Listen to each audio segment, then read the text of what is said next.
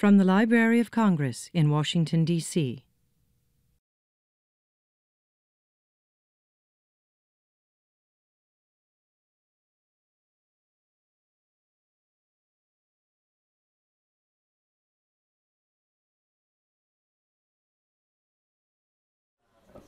Good afternoon.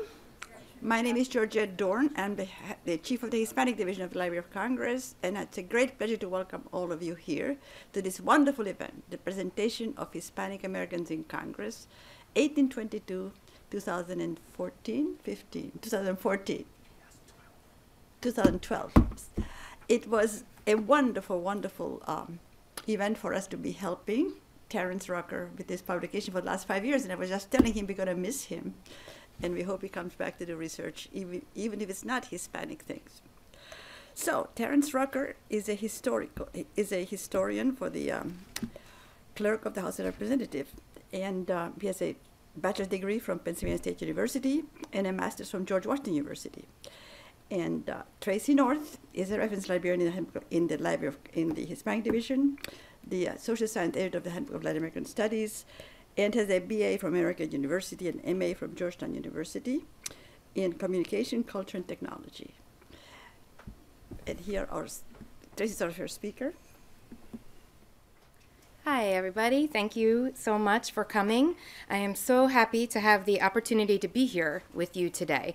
As Georgette said, my main job is the social sciences editor of the Handbook of Latin American Studies. I am also a reference librarian in my spare time, and I'm responsible for the library's Caribbean collections, including Puerto Rico. So through this project, I've had the opportunity to spend some time focusing on and learning about the library's collections related to Puerto Rican political participation and representation in the U.S. Congress. My presentation today has 3 parts. First, I'll give you a general overview of doing research using the Library of Congress collections, specifically from my point of view as a reference librarian in the Hispanic Division. Second, I'll offer some background for the relationship between the Hispanic Division and the original Hispanic Americans in Congress publication. And then third, I'll talk specifically about my work with Terrance and his colleagues in the House Historian's Office, the great folks responsible for the publication of this new book and website. The Library of Congress was established by an act of Congress in 1800 when President John Adams signed a bill providing for the transfer of the seat of government from Philadelphia to the new capital in D.C. The legislation described a reference library for Congress only, containing, quote, such books as may be necessary for the use of Congress and for putting up a suitable apartment for containing them therein. Today, the Library of Congress has 21 public reading rooms, including 4 area studies or international divisions, plus the main reading room and several divisions organized by format, serials, maps, manuscripts, prints and photographs, etc., along with the Law Library and the American Folklife Center. The 4 international divisions are all located in the Jefferson Building. Turning to reference services provided in the Hispanic Reading Room, we offer several ways for you to utilize our services. We are available in person. We're open Monday through Friday, 8:30 to 5, and you will need to get a reader registration card, which takes about 10 minutes before you come in. If you're not on site, you can use the Ask a Librarian form, and we have a prominent link to it on our homepage. And you may phone us. We do answer the phone still from 8:30 to 5, Monday through Friday. And once in a while, we even receive letters in the mail. Oftentimes, those are coming from prisoners who may not have the opportunity to come to D.C. You'll notice it's a little bit small, but in the top corner, we have links. We have an RSS feed for the Hispanic Reading Room, and this is our way of connecting with the public and with scholars and researchers. Please consider signing up for our RSS feed. You will learn more about our collections and special events such as this one. Now, please note that some research materials are available online and more are added every day, but in most cases, you will need to visit the library to do your research. We do, of course, recognize that many of the patrons of the library will never step foot in our buildings, and to that end, we are working to offer access to our collections and services via the web to the fullest extent possible. I would like to talk briefly about doing research within the library's collections. I'm assuming you're all familiar with the Library of Congress online catalog, so I want to show you 3 other resources that may assist in doing research in the library's collections. All of these sources I'm about to show you are freely available from anywhere, anytime. First, we recently launched a new search system for finding aids. These finding aids are a guide to unpublished materials in our collections. Most are manuscript finding aids, and you might be surprised at some of the gems you will find, such as handwritten poems, scrapbooks, field notes, photographs, and even internal memoranda. Second, LC has partnered with the National Endowment for the Humanities to develop a newspaper project that offers free access to selected digitized newspapers from across the country. The time period for the digitized newspapers is 1836 to 1922. This is an incredibly robust tool. We know that teachers are integrating it in their lesson plans, and folks doing genealogical research are finding that access to these newspapers is invaluable. To augment the search functionality, LC staff members are continuously creating topics pages intended to serve as a starting point for researchers who are interested in a specific area. You can see here that we've done pages for several historic events that relate to U.S. and Latin American relations. For example, here's the Mexican Revolution topics page. The page contains a chronological list of some important dates, followed by suggested search strategies and terms. And some of the work is already done for you at the bottom, where you'll see a list of links directly into newspaper articles. And third, if you're already spinning and you're not sure where to start, I am happy to report that we have launched a new LC site search with the goal of offering one-stop searching of all library materials. Keep in mind that this search defaults to available online, and you will want to select the facet for all items to see the materials that have not yet been digitized and are not yet available on our website. I will caution that this search is all-inclusive. It incorporates press releases, web pages, webcasts from the National Book Festival, along with catalog records from the Library of Congress online catalog and other search systems used at the library. Turning for a moment from searches of primary source content to research guides, I'm sure most of you already know about the Handbook of Latin American Studies. It's an annotated bibliography that's been published continuously since 1936. Now published by the University of Texas Press, we will continue with the print edition for the foreseeable future. HLAS is the gateway to searching the library's Latin American collections, and we also have a web presence where bibliographic records and introductory essays are searchable. Now, turning to the reason why we're all here today. As you may know, the library's mission is to support Congress in fulfilling its constitutional duties and to further the progress of knowledge and creativity for the benefit of the American people. By way of background, Representative Jose Serrano introduced a bill in 1994 for the original publication. The Hispanic Division got involved in the project shortly thereafter when a Hispanic Division Junior Fellow in the 1995 summer internship program began doing the research and writing short biographies of Hispanic American members of Congress. Carmen Enciso also researched and identified photographs for all of the 61 members from 1822 to 1995. Then, as sometimes happens, before completing the project, Carmen got a job with Carlos Antonio Romero Barceló, then resident commissioner from Puerto Rico, and she promptly left the library. And that's where I fit into the puzzle. At that time, I had just graduated from American, as Georgette mentioned, and I was working in the Hispanic Division. I stepped in to finish the research and writing.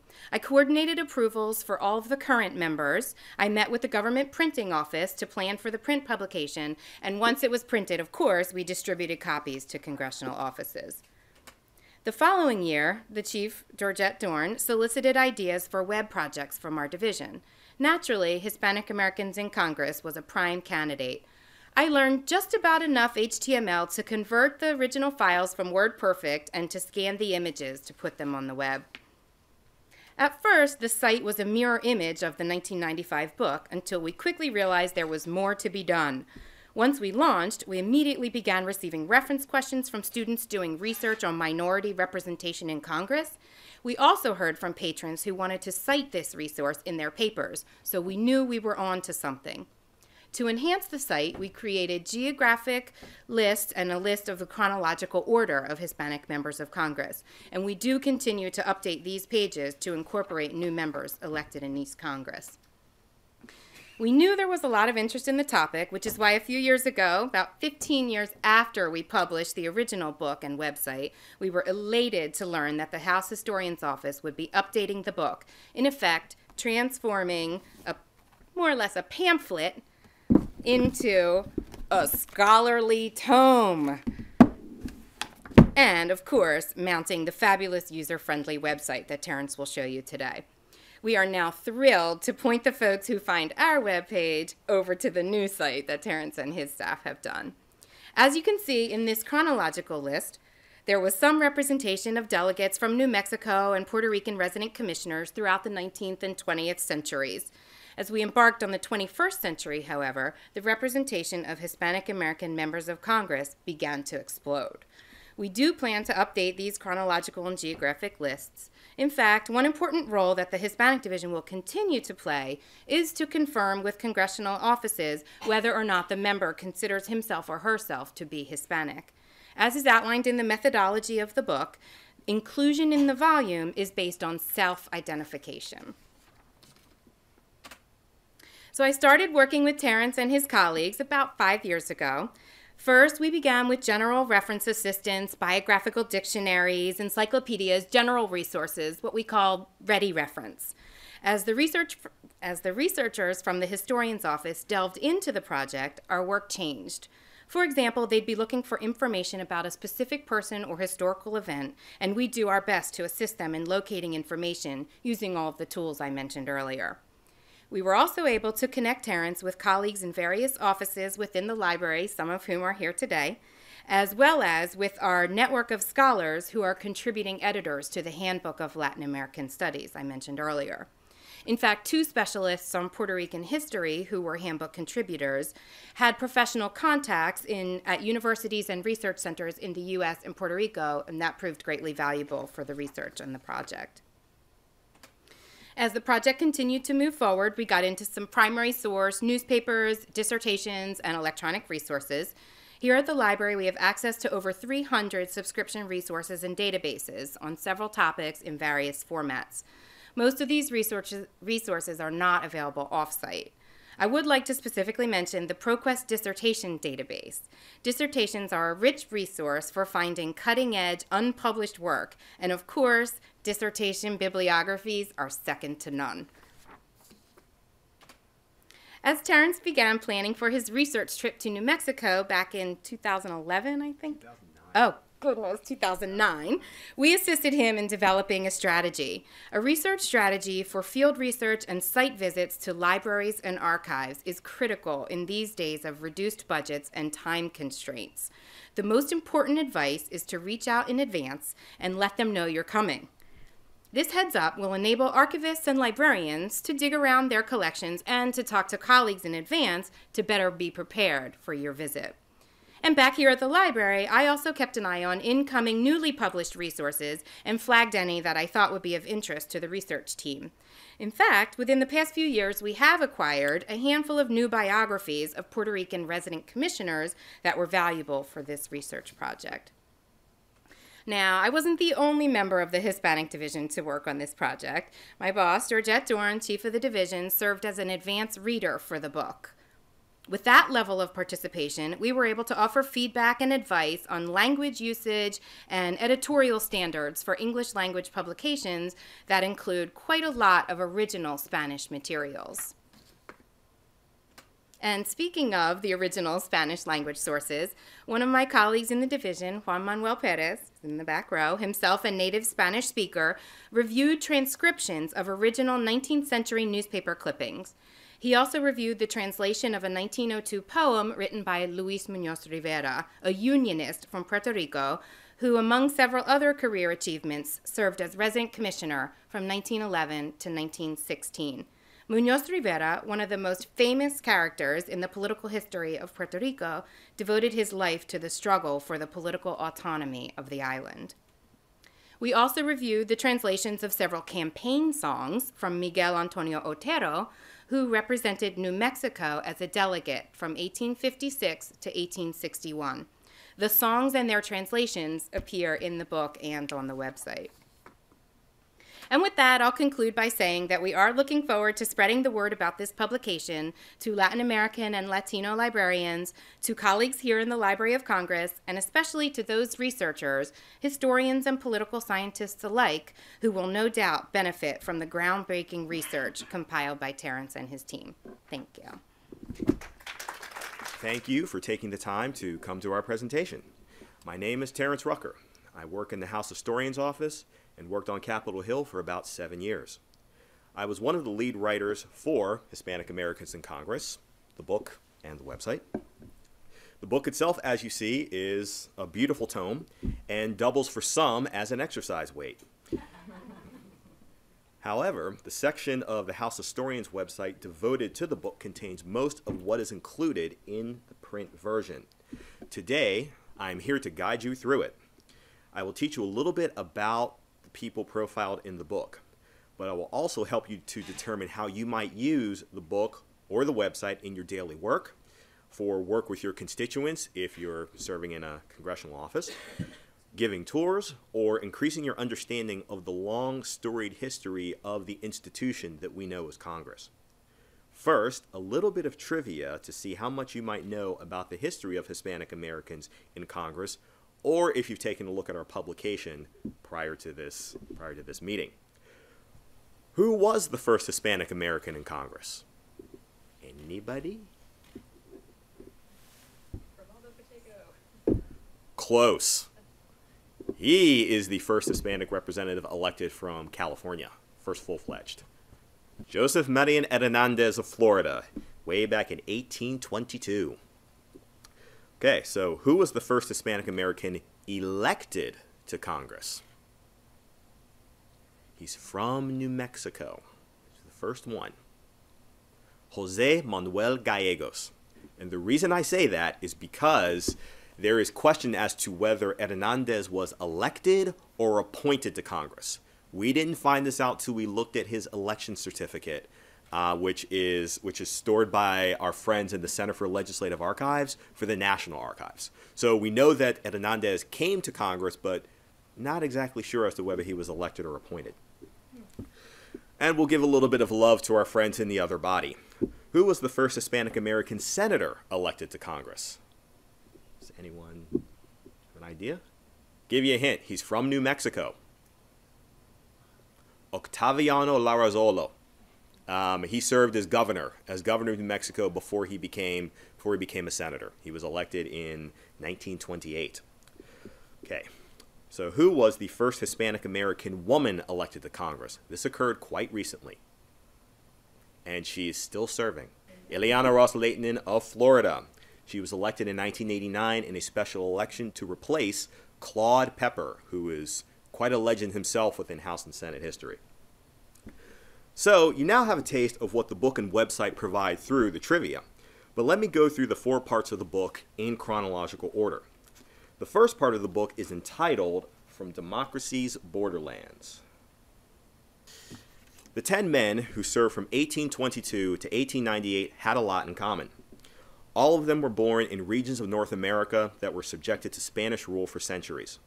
All of them represented constituents who entered the United States via war or diplomacy with the United States. All of them came from upper-class backgrounds, whether landed gentry or well-to-do merchant families. Many of the New Mexican Hispano delegates were interrelated by blood or marriage. Many had prior experience in elective office before serving in Congress. At least 6 served in their territorial legislatures. Many of them were also successful entrepreneurs. They either worked part-time in politics or returned to their business careers once they left politics. During this period, Hispanic American members never achieved the level of power wielded by their white colleagues. Because of House rules, delegates could not serve on committees nor vote on legislation until 1871. After 1871, delegates could sit on the House committees on Indian Affairs, Mines and Mining, and Public Lands. Lacking any qualitative institutional power, Hispanic delegates served as diplomatic envoys instead of lawmakers. Their input regarding legislation, shaped almost entirely by their House and Senate colleagues, was based on the strength of their personal and professional relationships with those voting members. Many served for only 1 or 2 terms. Romualdo Pacheco of California, previously mentioned, Trinidad Romero, and Mariano Otero of the New Mexico Territory served together from 1877 to 1879, just one Congress. But theirs is the only case of Hispanic members serving together in the 19th century. Unlike the first generation of black members in the 19th century, many Hispanic members came from one location, the New Mexico Territory, and served with circumscribed powers. Their efforts at preparing their districts for statehood could be stymied from rival political factions in the territory, hostile members and senators within the Congress, and fortuitous or ill-timed opportunities that could occur at any time. The career of Delegate Miguel Otero exemplifies the journey that many of the 19th century delegates and lone representative took during their congressional service. Indeed, the Missouri-educated bilingual lawyer-entrepreneur personified the adjustments that elite Hispanos made to the new government and familiarization with a different legal and political culture as the territory was integrated into the United States. The House Committee on Elections declared Otero as the winner of the 1855 territorial delegate race. However, it took 10 months to determine the winner of this race. One distinguishing factor that favored Otero was the invalidation of 290 ballots because of questions regarding the citizenship of the voters. During a House floor speech, Otero described his fitness to serve by his familiarity with the Anglo and Hispano cultures of the territory. Quote, "I am the first native citizen of that acquired territory who has come to the Congress of our adopted fatherland and address it in the language of its laws and its constitution. I come here, not as a successful adventurer from the restless waters of political speculation. I come here because my people sent me." Unquote. As the longest-serving Hispanic delegate of the 19th century, Otero built an effective political machine in Washington and Santa Fe up to the eve of the Civil War. Otero's pro-Southern sympathies, however, killed his political career. He did not serve in the House in 1861, and his appointment as Secretary of the New Mexico Territory was blocked by a pro-Union Senate. He ran for territorial delegate in 1880, but lost to a younger competitor, Tranquilino Luna, who reminded New Mexican voters of Otero's pro-Southern sympathies in the antebellum period. In many respects, Otero's service foreshadowed that of Hispanic members who succeeded him, a period when they worked within the constraints of the delegate's position to acquire resources for their territories and be effective advocates for their constituents. We'll now move to the second part of our publication, entitled Foreign in a Domestic Sense. We pulled this quotation from Downs v. Bidwell, the Supreme Court decision that established the permanent status of territories acquired by the United States during the Spanish-American War.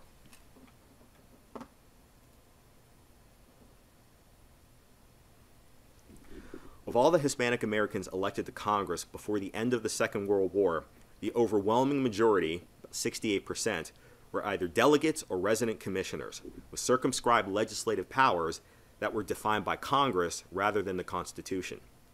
Not until 1913, when Ladislas Lazaro of Louisiana entered the House, did a Hispanic American represent a state or territory that had not been ceded by the Spanish Empire or the Mexican government. And more than half the Hispanic members who were elected between 1898 and 1945 were Puerto Rican resident commissioners.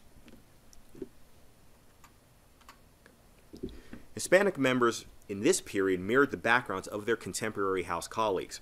80% had some college education, with roughly half studying law. 5 were journalists or writers, which was a direct route to political office for many members in this era. All but 2 of the 15 Hispanic members in this era served in statewide or territory-wide office before their election to Congress. The story of Hispanic Americans in this period, diverges significantly. With New Mexico became a state in 1912, 62 years after its status as a territory was defined by the Compromise of 1850. With statehood came full-fledged membership as its delegates became representatives and senators. In Puerto Rico's case, its status as an unincorporated territory consigned its advocates to working within a colonial framework defined by the Foraker Act of 1900 and the Jones Act of 1917. Puerto Rican resident commissioners worked by persuading colleagues to roll back parts of these laws in order to foster greater autonomy among their constituents. During this period, though, Hispanic members made considerable institutional gains with the emergence of 2 senators, a variety of legislative successes, and an expansion of committee assignments as a result of changes in the House rules. We'll focus on 2 members whose legislative interest and life experiences reflects this generation of members. We'll focus first on Dennis Chavez of New Mexico. Born in Republican-dominant New Mexico, Chavez joined the Democratic Party at a young age because of the perceived abuse of patronage by New Mexico Republicans. A prominent lawyer, Chavez served 1 term in the New Mexico State House before successfully running for a U.S. House seat in 1930. He ran for the U.S. Senate in 1934 and received an appointment to that body, but was successfully elected and re-elected on his own merit, where he served for 28 years. Chavez was the first Hispanic American to serve in both the House and Senate.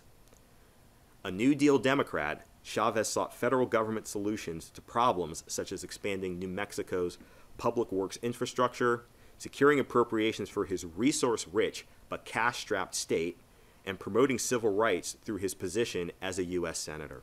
Another member that we will feature is the aforementioned Luis Muñoz Rivera of Puerto Rico. An accomplished author, journalist, and politician, Muñoz Rivera's emphasis on a pragmatic approach toward achieving autonomy shaped the debates over the nature of U.S. rule over Puerto Rico for much of the island's history prior to World War II. Muñoz Rivera's struggle was twofold. First, he challenged Spanish rule over the island and seemed encouraged by U.S. rule during the early years. Second, Muñoz Rivera sought greater freedom by challenging the Foraker Act and supporting the passage of the Jones Act once the strictures of U.S. rule became apparent. During the House debates on the Jones Act, Muñoz Rivera told his colleagues, quote, "This bill cannot meet the earnest aspirations of my country, but, meager and conservative as the bill appears, we sincerely recognize its noble purposes and willingly accept it as a step in the right direction," unquote. The act passed the House several weeks later as a voice vote. A member recalled Muñoz Rivera's approach toward representing Puerto Rico. Quote, "I do not know of anyone who could have been more insistent than he has been during all those years," unquote. His son, Luis Muñoz Marin, went on to become Puerto Rico's first elected governor when the island became a commonwealth in 1952. Third part of Hispanic Americans in Congress is entitled Separate Interest to National Agendas. This era is analyzed in 2 perspectives. The first involves Mexican American strides toward civil rights reform in the mainland United States.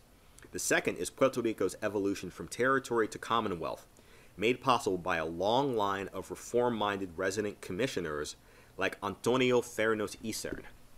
And he was a medical doctor who was the longest, might be the longest serving resident commissioner in congressional history. And he worked hand in hand with Luis Muñoz Marin in the post-World War II era. Widely divergent at the beginning of this period, these perspectives, the Mexican-American perspective and Puerto Rican perspective, became inextricably intertwined by its end. Local agendas became state agendas, state policy interests became regional agendas, and regional agendas became national agendas.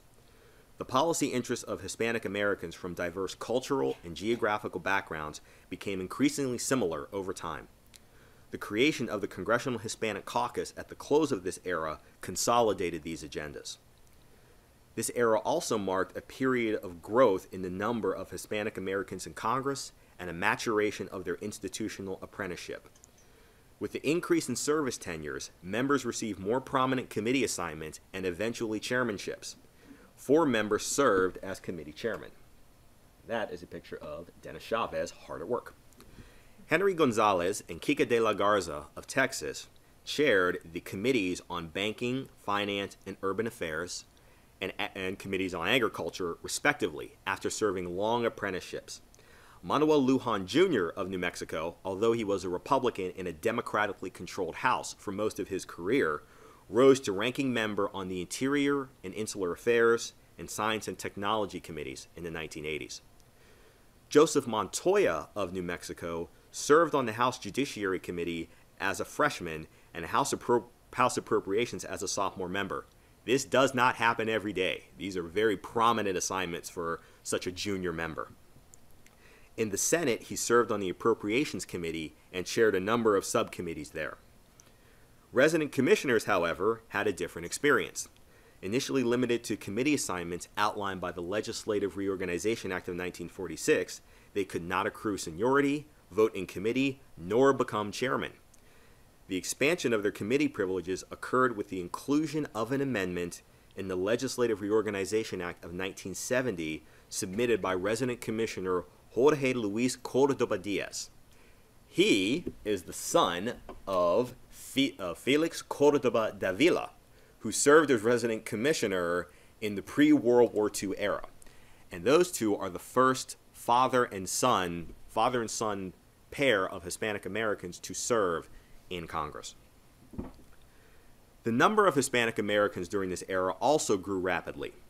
3 members served from 1945 to 1961 for multiple terms. That number grew to 4 by the mid-1960s.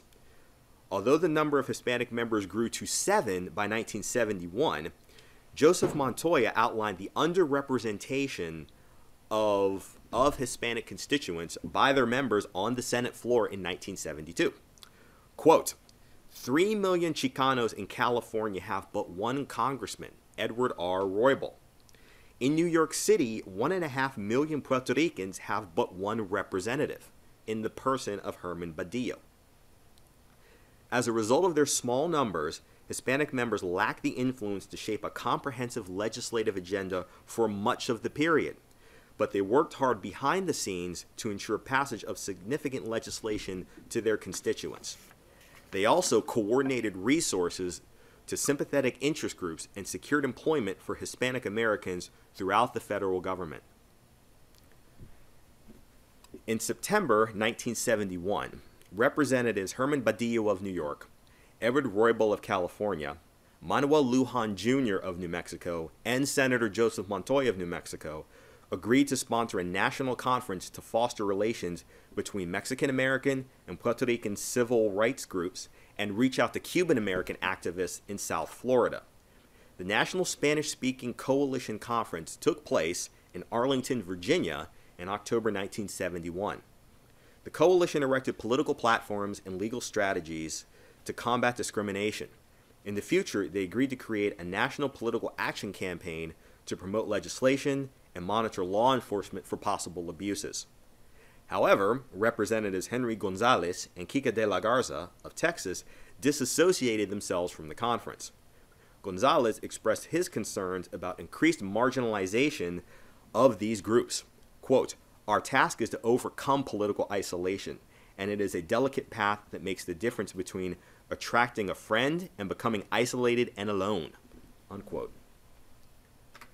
Let's focus briefly on the career of Representative Herman Badillo of New York, who went on to become a founder of the Congressional Hispanic Caucus. Born in Puerto Rico, Badillo's family moved to the mainland United States, living in Chicago and California before settling in New York. Badillo graduated from the City College of New York, dubbed the Harvard of the Poor, and a law degree from the Brooklyn Law School. Badillo's political career is an illustration of the growing clout of Puerto Ricans in New York politics. He served in the political trenches as East Harlem chairman of JFK's campaign committee in 1960, then became the highest-ranking Hispanic in the city as commissioner of New York's Department of Housing and Relocation in 1962.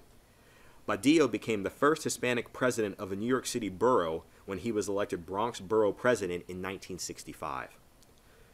Taking advantage of the 1970 redistricting of congressional seats, Badillo ran for a newly formed House seat in that area.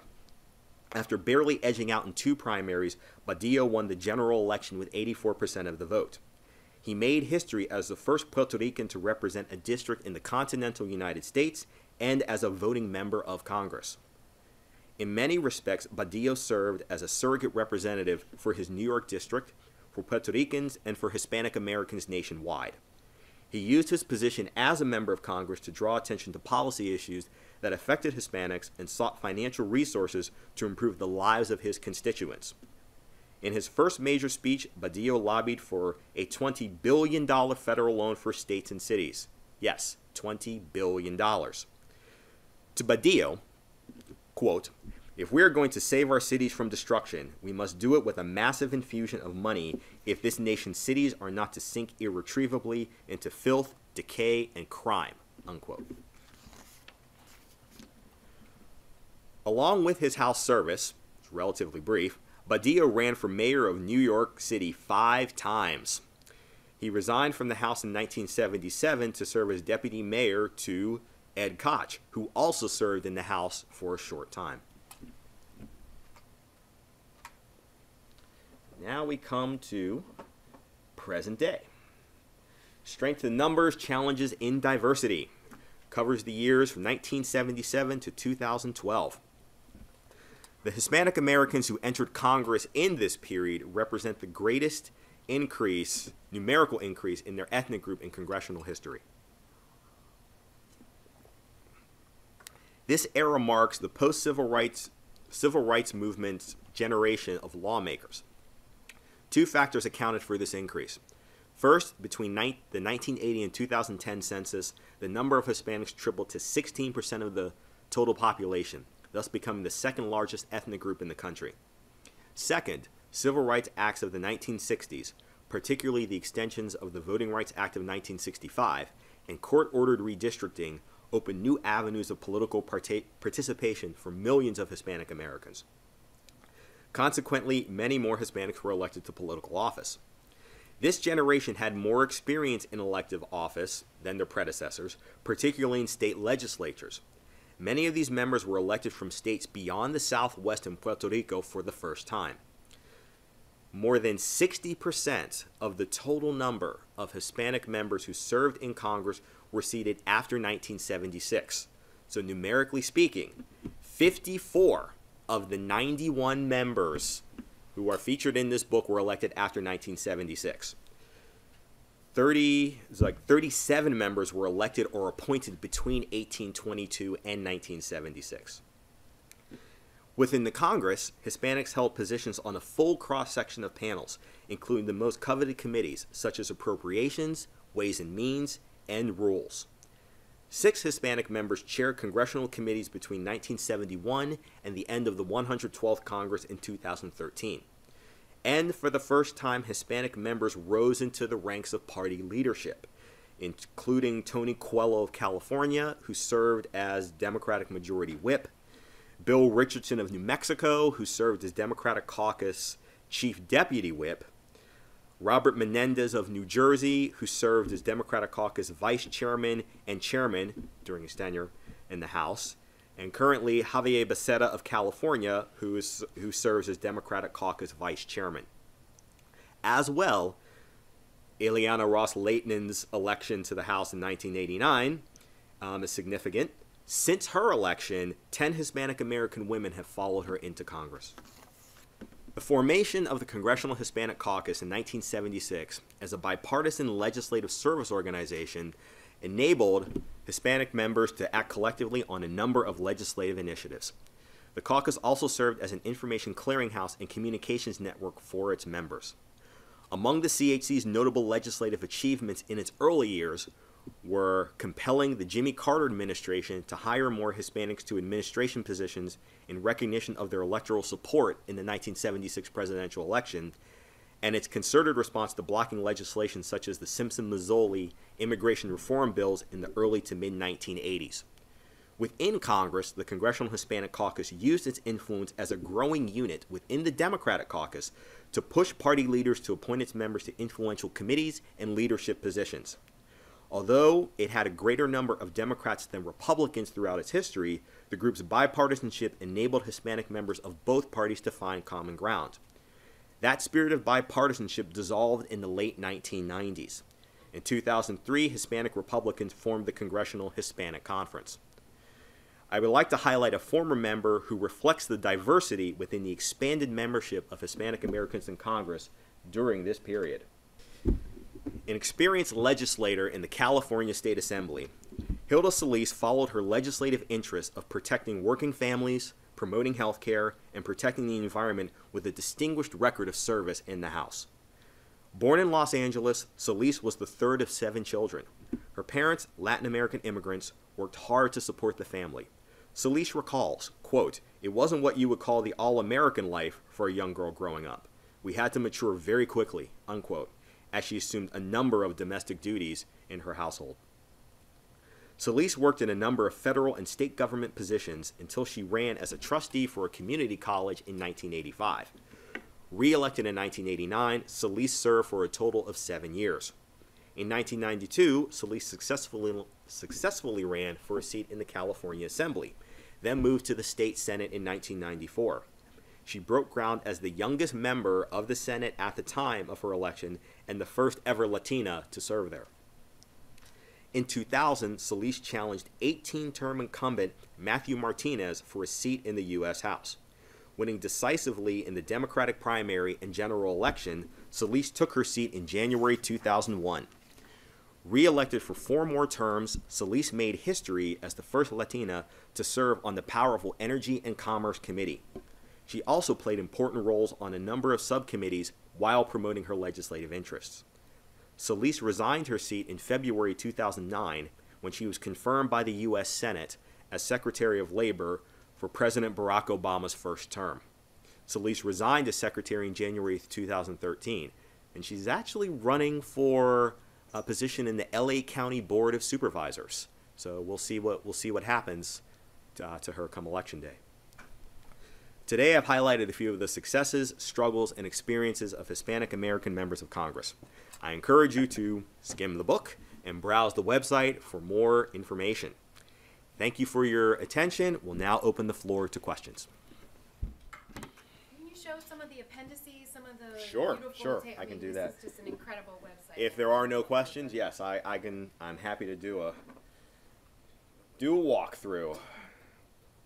So, take a look at some of the appendices. Actually, one thing we'll feature, one very fun part of putting this together are the artifacts that are part of the House collection that feature some of the Hispanic American members of Congress. The House collection has a variety of campaign buttons. This is a very unique one from Edward Roybal. Not sure as to the year, but certainly caught the attention of constituents. That is a button I would want to take home with me. So you have more traditional buttons, such as our friend Herman Badillo, and also feature portraits. This is the portrait of Henry Gonzalez, as painted by Jesse Trevino. Photo of him here, courtesy of the U.S. House Photography Office, and the portrait of Gonzalez's likeness.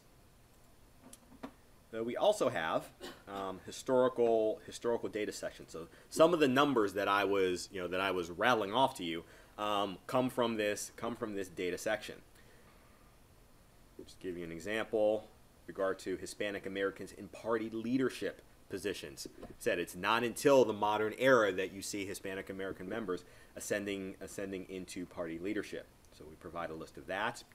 We provide a list of the Congressional Hispanic Caucus and Conference chairmen and chairwomen from 1976 up to the present. We also feature the 19th century members who served without committee assignments in the U.S. House as a result of House rules.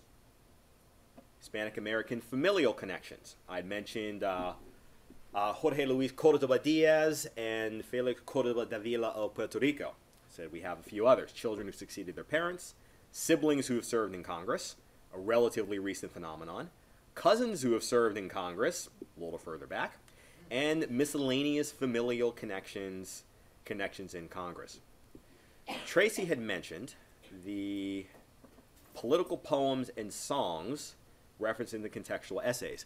And this was a discovery that we had made my colleagues had made when we were putting together the Black Americans in Congress publication.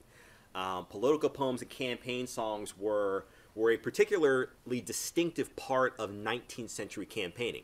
Most of the news that people were receiving would come from newspapers. Keep in mind, not everyone was literate. Maybe 15 to 20% of the population was literate. So if you had someone in an area who could read a newspaper to about 10 to 12 people, that area was considered literate.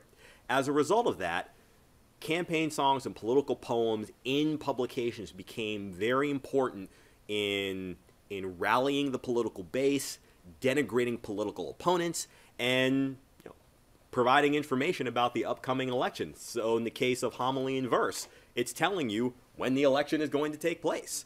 When Mariano Otero is delegated, and why you should vote for him. If you are a New Mexican who loves your country, vote for Mariano Otero. Don't vote for Benito Baca. He's bad. Bad. Taking a closer look and reflecting on the issue, New Mexico declares, elect our champion. The Republican Party is assured that Mariano Otero is the guy. Pay attention, friends. Be intelligent and valiant. Make sure the job goes to our candidate. I'm sold. Can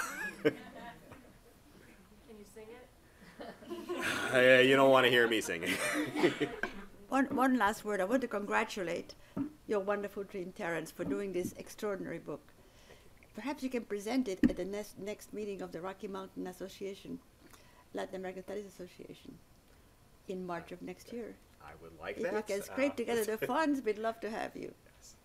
Thank you. Thank you very much. This has been a presentation of the Library of Congress. Visit us at loc.gov.